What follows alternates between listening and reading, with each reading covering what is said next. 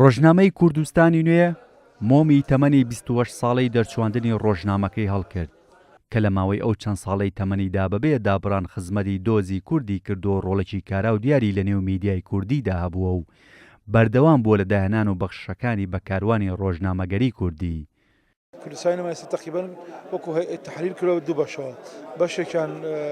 کوردستانی نوێی کاغەزەکەیە، بەشێکیانیش کوردستانی نوێی ئەلکترۆنی دەبوو ئەوەی ئەو شتەی کە تەوقع دەکەێت لە جەیدێکی ڕۆژانە کە بتوانێت هەرکی خۆی ڕایی بکە هەم وەکو جەیدە و جەیدەی کاغەزی بمێنێ چکە ئێستا هەلومەرجەکانی جەیدەی کاغەزی زۆر قورس بووە و هەم بتوانێت مواکەبەی ئەم هەلومەرجە تازەیە بکە کە ڕۆژنامەی ئەلکترۆنی و سۆسیال میدیا دەورێکی زۆر گرنگی کرد. ئێمە ئێستا وەکو مجەلەدات کوردستانیمان هەیە بە هەموو مجەلەدەکانی کە دەرچووە لەم 18 ساڵی ڕابردووە لەم عفوا 24 ساڵی ڕابردووە، بەڵام ئێستا ئەوەی کە دەستمان داوەتەیە بە دوو قۆناغ دەمانەیە کوردستانی وەکو ئەرشیڤێکی ئەلکترۆنیش هەڵبگرین بۆ دەستگا ڕۆشنبیریەکان، بۆ زانکۆکان و حتا بۆ هەندێک لەو دامەدەستگایانەی کە ئێتمان بە کەلتوری کوردیە دەن لە دەرەوە وڵات. ڕۆژنامەی کوردستان نوێ لەگەڵ ئەو شاکە ئێستامە جگەلەوەی کە ڕۆژنامەیەکی کاغەزین لە دیجیتال میدیاش و هەروەها لە سۆسیال میدیا لەو شوێنانەش ئێمە جێ خۆمانمان کردوێتەوە، ئەسپی خۆمان تاوداوە ڕۆژانە چ بە هەواڵ، چ بە راپۆرت، چ بە نووسین، چ بە ئیتر بە هەموو بوارەکانی ژیان لە تەنانەت ژنان پاشکۆی کەشتی نوحمان هەیە کە تایبەتە بەزانست هەموو بوارەکان ئێمە خزمەتی خۆمانەکەین.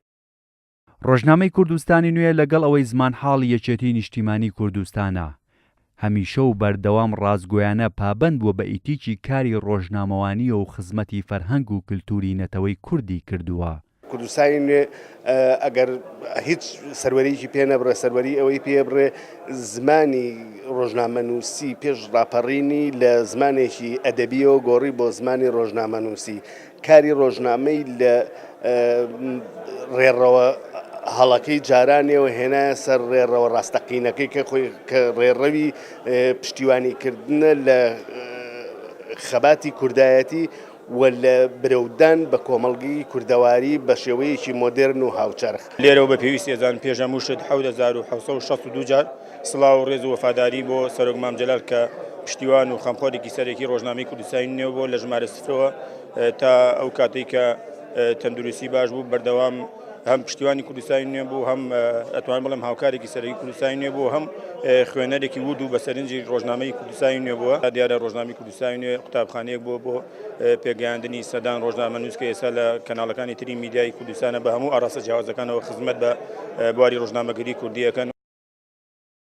لە ڕۆژی 12 ساڵی 1992 ڕۆژنامەی کوردستانی نوێ بە دەست پێشخەری سەرۆک مام جەلال دامەزراوە.